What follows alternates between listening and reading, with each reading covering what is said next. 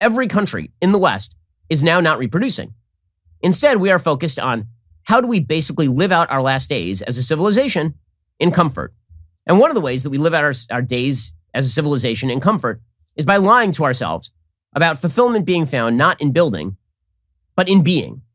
Right? Fulfillment is not found in having a mission or promulgating good values. Fulfillment is found in navel-gazing, which is why the State Department has now decided it's very important that we issue the first third gender passport for non-binary, intersex, and gender non-conforming Americans. Now, you might think to yourself, wait a second.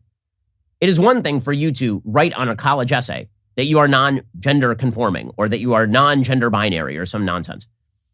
Right? It's one thing to write that in your little Facebook profile. It's another thing for a governmental document which is specifically designated in order to help determine who you are, to have you put that, because that's a subjective metric, right?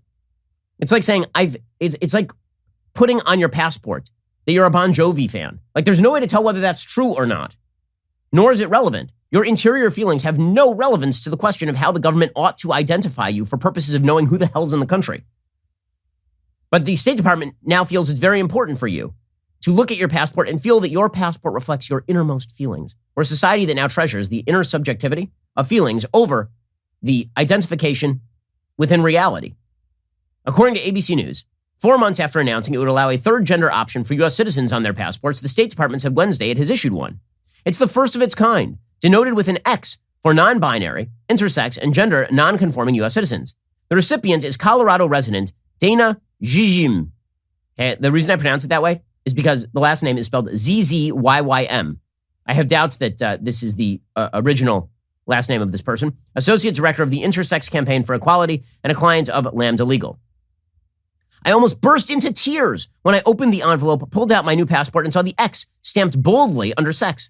I'm also ecstatic that other intersex and non-binary U.S. citizens will soon be able to apply for passports with the correct gender marker. It took 6 years, but to have an accurate passport, one that doesn't force me to identify as male or female, but recognizes I am neither, is liberating, Zizim said in a statement.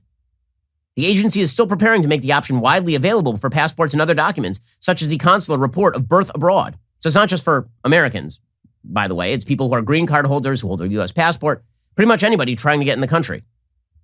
I want to reiterate on the occasion of this passport issuance the State Department's commitment to promoting the freedom, dignity, and equality of all people, including LGBTQI plus persons, said State Department spokesperson Ned Price in a statement. The heroism. Right? We're just going to ignore the objective reality or what ID is supposed to do so that you feel better about yourself. The State Department, meanwhile, is saying that they're pursuing an end to gender-based discrimination with policies like this. I mean, not gender-based discrimination in Afghanistan, where women are literally forced into bags and then into the basement, but gender discrimination, like, for example, being asked to say whether you are biologically male or female on a passport. President Biden and Secretary Blinken have made clear it is the policy of the United States to pursue an end to violence and discrimination on the basis of gender, of sexual orientation, gender identity or expression, or sex characteristics. The Department of State is committed to promoting the freedom, the dignity, and equality of all persons, including, of course, intersex persons. So, the very important stuff. Now, is this the mark of a civilization that is on the decline or the mark of a civilization that is on the mend and ready to grow? And if you're worried about people getting married, having babies, a basic thing that is necessary is understanding that men and women exist, that sexual dichotomy exists in mammals. If you refuse to even acknowledge this, it makes it a lot more difficult to convince people that it's important to get together and have kids in stable families. But we as a civilization have decided to abandon that on behalf of higher falutin ideals like, can we make sure that no carbon ever enters the atmosphere, or at least pretend to? Right? We have to make sure that gender fluidity is prized above the survival of civilization. Right? These are things that matter. And to pretend that they're not in conflict is very silly. A civilization that embraces fiction about the nature of biological sex is a civilization that is doomed to move away from reality. A civilization that rejects truth on behalf of sensitivity is a civilization that cannot exist for very long in the real world. Reality always has its revenge. It'd take just one indicator, really interesting piece by Susie Weiss over at Barry Weiss's Substack. Susie is Barry's sister. And it's called First Comes Love, Then Comes Sterilization. Rachel Diamond looks like most of the moms at the Park Slope Cafe where we meet. She's wearing a green t-shirt under a black corduroy jumper, sensible shoes, carries a smart leather bag. She sips a $4 iced chai, except the 31-year-old isn't a mom, and she never will be. You know, Diamond says cheerily, I never expected to be the poster child of sterilization. On the aspiring actor's TikTok, one finds short, funny videos about Diamond's job working the register at a cafe near Union Square and updates on her rescue pit bull, Rue, who has anemia. Mixed in are clips extolling her child-free life. They have titles like Sterilization Attempt Number 3 and Being Child-Free. We do know what we're missing. It's been 5 months since she had her fallopian tubes cut, not tied, and she has 64,000 followers. Growing up near Hershey, Pennsylvania, Diamond always assumed she'd have a family of her own. Then came college at Arcadia University, her political awakening away from her conservative roots and toward progressivism, and a therapist, who she then found online a few months after graduation, who made her realize that being spanked as a child was deeply traumatic and that it made her fear authority figures like her father. She decided she never wanted to be one herself. Never, ever, ever. Looking back, I never pretended my American Girl dolls were children. They were always my sisters, she said. There were little things showing that I wasn't preparing myself for motherhood. I think for me, it's as innate as saying I've always wanted to be a mom. Diamond is hardly an outlier, says Susie Weiss. Americans are making fewer babies than we've made since we started keeping track in the 1930s. Some women, like Diamond, are not just putting off pregnancy, they're eliminating the possibility of it altogether. Last year, the number of deaths exceeded that of births in 25 states, up from 5 the year before. The marriage rate is at an all-time low, 6.5 marriages per 1,000 people. Millennials are the first generation where a majority are unmarried, about 56%. They're also more likely to live with their parents than previous generations were in their 20s and 30s. They also aren't having sex. The number of young men, ages 18 to 30, who admit they've had no sex in the past year tripled between 2008 and 2018. Cities like New York, where secular young Americans flock to build their lives, are increasingly childless. In San Francisco, there are more dogs than children. Any of this speak of a civilization in growth mode? It used to be, says Susie Weiss, that people wanted to make babies. Women, especially, but also men. That was a healthy young person's default position. Our existence depended on it. We wanted to do other things, of course. The great post-feminist challenge was how to have it all. But for an increasing number, the question now isn't how to have it all. It's why do it at all? This psychological reversal didn't just happen. It took place inside the hurricane of spiritual, cultural, environmental forces swirling around us. But the message from this young cohort is clear. Life is exhausting enough, and the world is broken and burning. Who would want to bring new, innocent life into a criminally unequal society situated on a planet with catastrophically rising sea levels? According to a new poll, 39% of Gen Zers are hesitant to procreate for fear of the climate apocalypse, which is just insane, guys. I'm sorry, you're crazy. A nationally representative study of adults in Michigan found over a quarter of adults are child-free by choice. So basically, we have decided that all the hallmarks of being an adult, all the hallmarks of adjusting to reality and building a civilization, have been thrown over in favor of a false pursuit of gender identity and hedonism. That's essentially the trade. The trade is you get to have a good time in the moment and feel morally self-righteous as your civilization dies. By the way, there are other civilizations out there. So you can pretend that our civilization dying is somehow a good thing because of all of our historic excesses and all of the problems with our civilization. Just understand, there are other people out there who are waiting to take over, and they are far, far worse than our civilization in virtually every way. But our civilization is now socially suicidal, and this has massive consequences for the future. It means that the economy slows, for example. It means there's no one there to pay the bills. It means that on foreign policy, more people suffer, broadly speaking. It means that growth rates globally come to an end. It means that all the nice things that you think are natural to life start to collapse. Because when institutions that created those things collapse, so do the things. Virtually every Western country is now experiencing massive drops in births. It's happening pretty much everywhere, according to Pew Research. In Italy, Japan, France, Belgium, they're among the nations that have reported sudden drops in births about 9 months after the start of the pandemic compared with the previous year. Some worry that a baby bust will create societal age imbalances and strain healthcare and retirement systems, while also eventually stripping the economy of young workers who tend to drive innovation and growth. Okay, meanwhile, you can tell, by the way, that these have been dying civilizations for a while, considering how many kids are now being born out of wedlock. One of the fundamental institutions of society is marriage. Why? Because it civilizes men. Marriage was designed to civilize men.